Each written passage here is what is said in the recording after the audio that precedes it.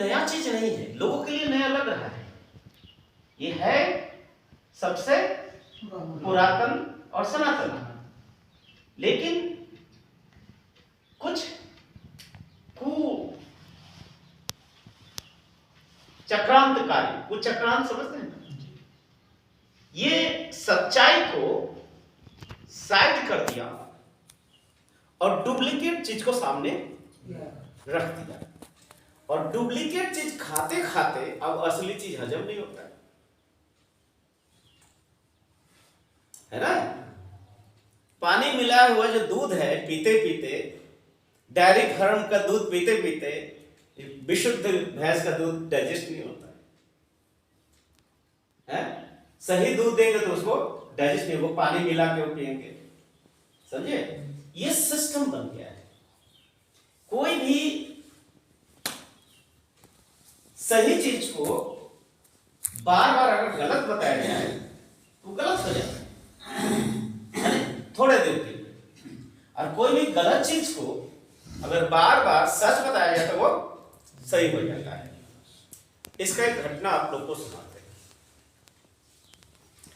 एक बार एक पंडित जी को कहीं जजमान ने एक बछड़ा दान किया, ठीक है। पंडित जी बहुत खुश, बहुत ज्यादा खुश, बछड़े को कंधे में ले लिए और चले अपने घर। लेकिन रास्ते में कुछ ठग पंडित जी के हाथ से इस बछड़े को छीनना चाह रहा था, ठीक है। तो कैसे, पहले तो उनमें भ्रम पैदा करना है ना, तो भ्रम पैदा करने के लिए कुछ दूरी पे वो लोग खड़े हो गए, कुछ दूरी पे, कुछ दूरी के अंतराल में वो खड़े हैं। एक पेड़ के नीचे पंडित जी हो गए। पंडित जी प्रणाम। अरे पंडित जी क्या ये गधे का बच्चा कंधे पे लेके जाए, क्या दिन आ गया है ये। जय पंडित जी। पंडित जी ऐसे देखते, मैंने हाथ आपको देखने लगे, सच में गधा, अरे गधा थोड़ी बछड़ा, ठीक है। फिर थोड़े देर में आएगा तो दूसरा आदमी मिला। पंडित जी प्रणाम, ये गधे के बच्चे को लेकर कहाँ जा रहे हैं आप? उसके मन में हल्का सा डाउट हुआ, पहले वाला तो हो सकता है झूठ, लेकिन ये भी बोल रहा है। हाँ, फिर ऐसे थोड़ा देखा, नहीं। योग की ओर, जड़ता से सूक्ष्मता की ओर ले जाने के लिए, मनुष्य की मानसिक जो तामसिकता है, जड़ता, उसको खत्म करके प्रकाश की ओर ले जाने के लिए, अशदोमा सदगमयों के लिए उन्होंने आए। और वो क्या, 16,000 नारियों के साथ रासलीला करेंगे, उनके चरित्र को पॉल्यूट किया। और दूसरे मजहब वाले इसी चीज को लेकर बता रहे, तुम्हारे क्या, तुम्हारे तो 16,000 रानियां लेके रासलीला कर रहे थे, खत्म। दूसरी बात, सही मायने में जो गोपी का अर्थ क्या है, संस्कृत भाषा के जो पंडित हैं वो लोग जानेंगे।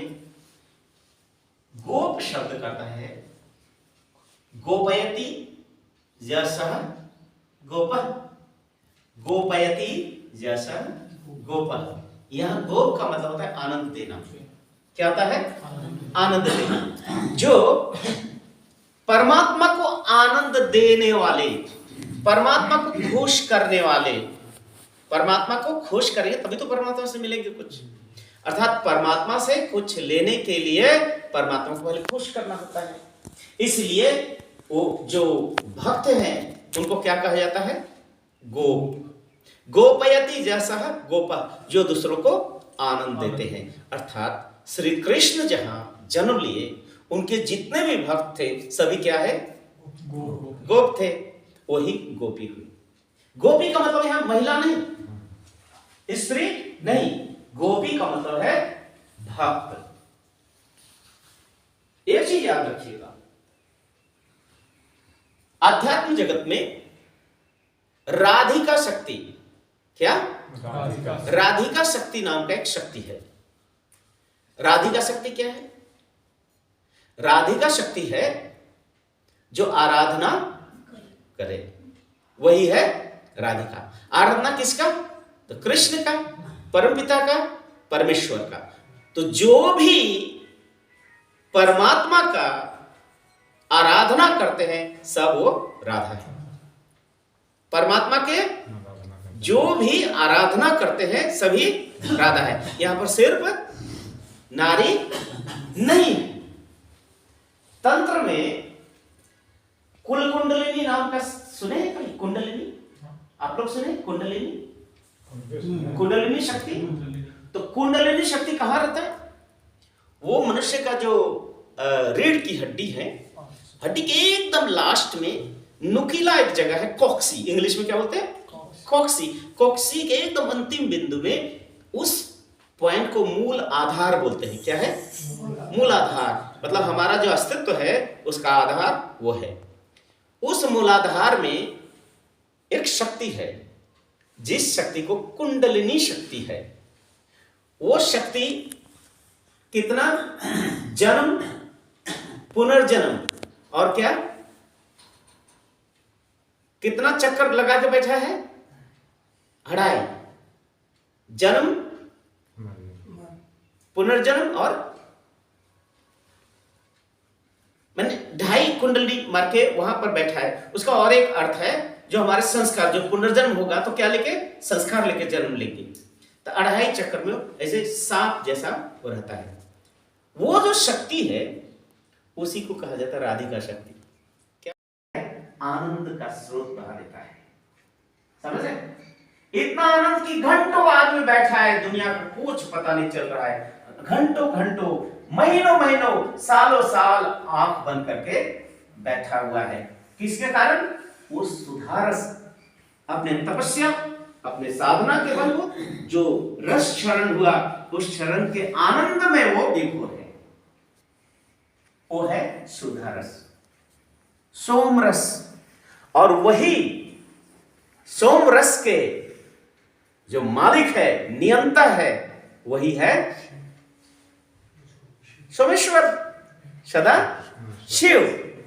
अर्थात वही मालिक है, वही सब कुछ के कर्ता धर्ता पालनहार। कौन? वो सोमेश्वर। साधना के बल पर ध्यान में देखिए, हमेशा देखेंगे वो ध्यान में बैठे हुए, ध्यान में वो जो मस्त मौला की तरह बैठे हुए हैं, आनंद सुधारस पान कर रहे हैं, उसको तथाकथित पंडितों ने क्या बना दिया? मदिरा बना दिया। सबके हाथ में मदिरा थमा दिया। अब क्या हो गया? अब उस भोलेनाथ के पूजा के लिए मदिरा चाहिए या गांजा या भांग चाहिए। लेकिन सच्चाई क्या है कि वो जो ध्यान में मग्न थे, ध्यान से वो सुधारस निकलता था। लेकिन उन्होंने जो जो हमारे लिए दिया है वो किसी भी पंडित ने बताया आपको? बताइए तो क्या क्या दिए हैं उन्होंने? सबसे बोलिए तो, उनको आदि पिता क्यों कहा जाता है? भोलेनाथ को ही आदि पिता कहा जाता है। आदि पिता, आदि देवा, मंत्रेश महादेव। क्या है वो? आदि पिता है, आदि देव है, मंत्रेश है, महादेव है। क्यों है आदि पिता? क्यों?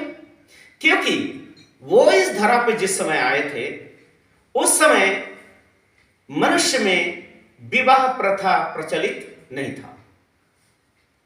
अब विवाह प्रथा के प्रचलित नहीं होने के कारण लोगों को अपनी माता का पहचान तो था, लेकिन पिता का पहचान नहीं था। जैसे जानवरों को होता है, अपने मां के साथ पिता के साथ कोई नहीं रहता है। तो ऐसी समाज की व्यवस्था थी। लेकिन जब वो आए, उन्होंने क्या किया? उन्होंने बोला, हे मानव, हे मनुष्य, तुम्हें तो आगे बढ़ना है, और आगे बढ़ने के लिए तुम्हें दायित्ववान होना होगा, रिस्पॉन्सिबल होना होगा, तुम्हें दायित्व ग्रहण करना होगा। इनको अपने बच्चों का भरण पोषण के लिए, उनके परवरिश के लिए तुम्हें दायित्व ग्रहण करना पड़ेगा। तो जिस तरह से माता जन्म दे रही हैं, उनको जन्म देने तो कष्ट होती है। एक बच्चे को जन्म दे के उसको पालन करना बहुत बड़ा रिस्पॉन्सिबिलिटी है। वो तभी संभव है जब पुरुष का सहायता मिले। तो पुरुष का भी दायित्व है, माता का भी दायित्व है। इस दायित्व को समझाने के लिए उन्होंने विवाह प्रथा को प्रचलन किया। विवाह, बी मतलब विशेष रूप में, वह मैंने वहन करना, विशेष दायित्व वहन करने की जो विधि है वही विवाह है। अर्थात यहां पर नारी पुरुष का समान अधिकार है, और समान अधिकार और समान कर्तव्य है। कर्तव्य करेंगे तभी तो अधिकार है, अधिकार है तभी तो कर्तव्य भी है। इसलिए ये दोनों का समान अधिकार को देने के लिए उन्हें विवाह व्यवस्था का प्रचलन उन्होंने किया। इसलिए पहला विवाह उन्होंने किया, इसलिए उनका नाम आदि पिता। ठीक। फिर वो मंत्रेश क्यों है? मंत्रेश क्यों है? मंत्र जोर ईश। मंत्र का मतलब मननात् ताड़ेस जस्सु सह मंत्र प्रकृतितः। मन के अंधकार जिसके द्वारा दूर होता है वही मंत्र है, और उस मंत्र के जो नियंत्रक, मंत्र के जन्मदाता वही है मंत्रेश। अर्थात सदाशिव ही पहले है जो मनुष्य को तंत्र विद्या, योग विद्या सिखाया, और योग विद्या में मंत्र की जरूरत पड़ती है, और मंत्र को भी उन्होंने ही प्रतिपादित किया, इसलिए उनका नाम क्या पड़ा? मंत्रेश।